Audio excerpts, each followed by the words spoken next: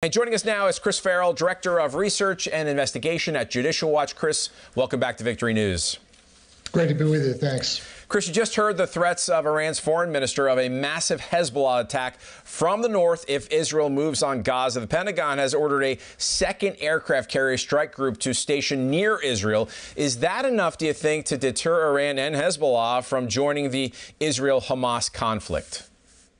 The deterrence really is the Israeli Defense Force. That now 300,000 strong armed force is the greatest deterrent on the side of Israel, their own organic armed forces.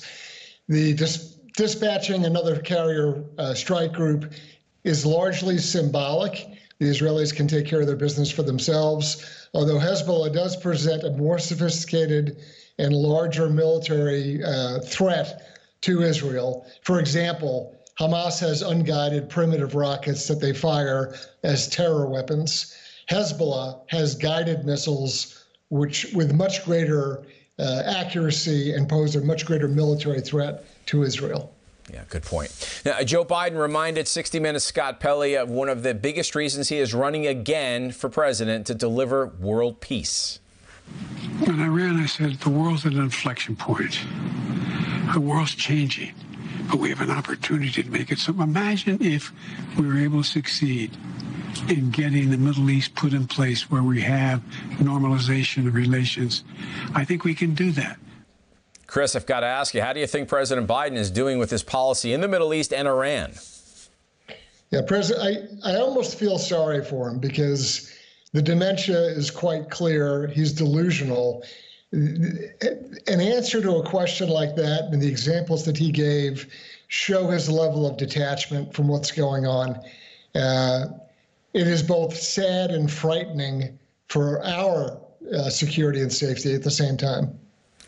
Judicial Watch reported on a federal court hearing scheduled for last Friday, that was October 13th, in its Freedom of Information Act lawsuit for records regarding the gun owned by the president's son, Hunter, thrown in a trash can behind a Delaware grocery store. Tell us about the difficulty you've had in gaining records from the FBI. So first, there's the criminality of Hunter Biden and, you know, the unlawful way in which he took possession of this firearm, and then the craziness surrounding the disposal of it in a dumpster.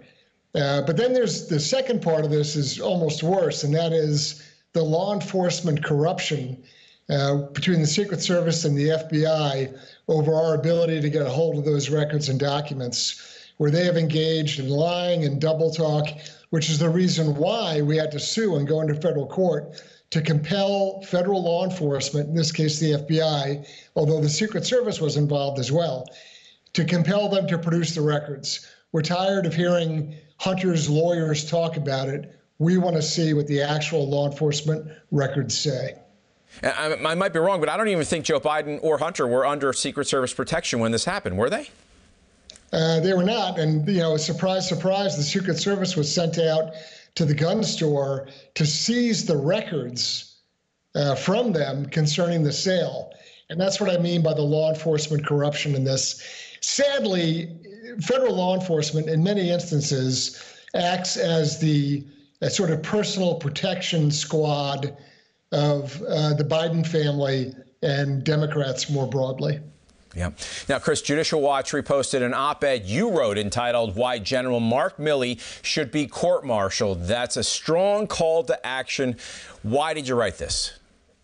Well, you know, his conduct at the end of the at the end of the Trump administration, wherein he called his communist Chinese counterpart and told them that he would provide them with a warning should the U.S. take any military action in the Pacific, and his very pronounced and aggressive comments about how he would betray President Trump has put him beyond the pale. They have court-martial general officers like Billy Mitchell for a tiny fraction of the outrageous and really cowardly conduct that General Milley was involved in. Okay. Chris Farrell from Judicial Watch, thank you for that. And once again, we're going to let people know that tonight you have a new documentary. You can watch it at judicialwatch.org. Thank you. Yes, indeed.